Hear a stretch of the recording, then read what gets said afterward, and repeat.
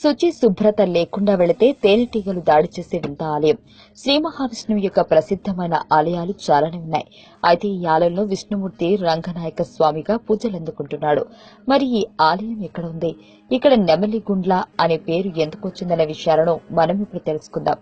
ఆంధ్రప్రదేశ్ రాష్ట్రంలోని ప్రకాశం జిల్లా రాచర్ల మండలం జల్లివాని పుల్లల చెరువుకు పడమరగా 6 కిలోమీటర్ల దూరంలో ఉన్న నల్లమల అటవీ ప్రాంతంలో నెమలిగుండ్ల రంగనాయక స్వామి ఆలయం ఉంది.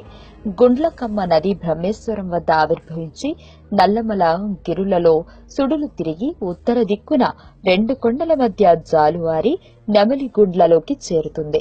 పురాణానికి వస్తే ఈ ప్రాంతంలో మయూర మహర్షి ఆశ్రమాన్ని ఏర్పరచుకుని శ్రీ మహావిష్ణువుని ప్రసన్నం చేసుకోవడానికి తపస్సు చేస్తూ తదేక దీక్షతో తన ముక్కు పుటమతో ఒక గుండమును తవ్వి మట్టిని బయటకు తీయడంతో మరుసటి రోజు సూర్యోదయానికి గుండం జలమయంగా మారిందని ప్రతీతి.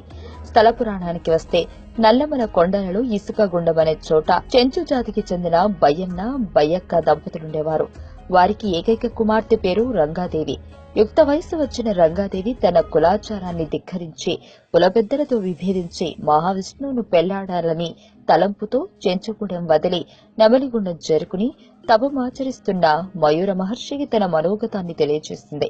అప్పుడు మహర్షి సూచన మేరకు ఆమె మనోభీష్టి సిద్ధి కోసం అజటిని మహర్షితో కలిసి ఘోర తపస్సు చేసింది.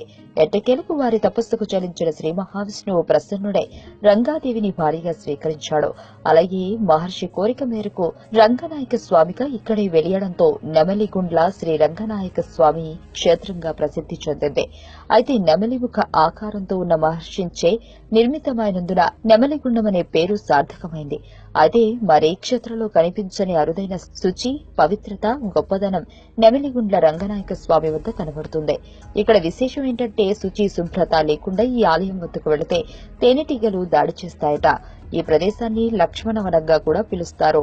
ఇచ్చట ప్రతి ఏటా చైత్రమాసంలో బహుళ పాఠ్యమి, విధియ, తదియలలో 3 రోజుల పాటు ఉపవాస దీక్ష నిర్వహిస్తారు.